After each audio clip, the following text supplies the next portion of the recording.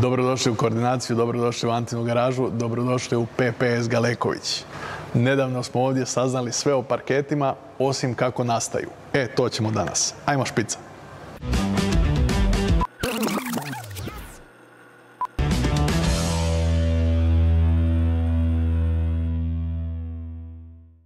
Da 1956. godine nije bilo jedne male radnje za izradu namještaja, stolarije i, pazi ovo, kućišta za radio uređaje, mnogi od nas bi danas hodali po glazuri.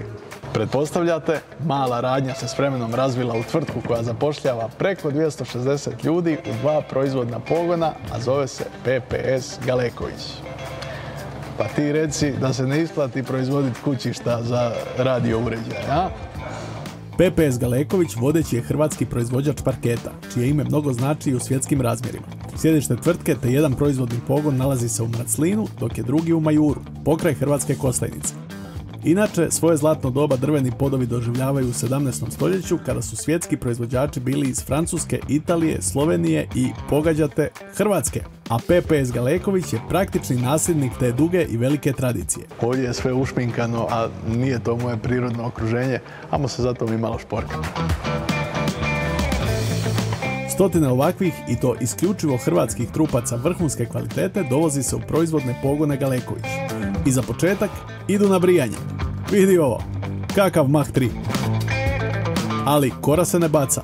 Spaja se sa piljevinom iz cijelog proizvodnog pogona i od toga se proizvodi struja koja napaja cijeli proizvodni pogon. Zero waste, ništa se ne baca. To je eko. Gal Eko Vić.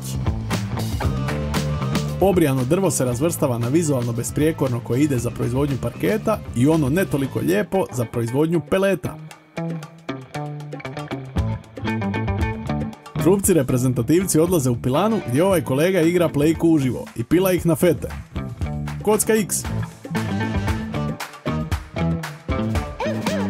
Daske prolaze kroz cijeli proizvodni pogon gdje se režu na traženu dimenziju, sve do ovog robota koji ih priprema za sušenje. Inače, nekad je ovaj posao umjesto njega radilo 8 ljudi, dok danas to rade jedan čovjek i jedan robot, a ostali su preraspoređeni po proizvodnom pogonu. Evo, njihov žućo marljiviji nego naš. Nakon sušenja, koje bude ili na zraku ili u sušari, materijal ide dalje na kalibriranje, klasiranje ili hoblanje, ovisno o tome radi li se o masivnom ili višeslojnom, te nakon toga u daljnju finiju obradu. Godišnje se ovuda proveze oko 750.000 metara kvadratnih podova i parketa, odnosno preko 40.000 metara kubnih trupaca.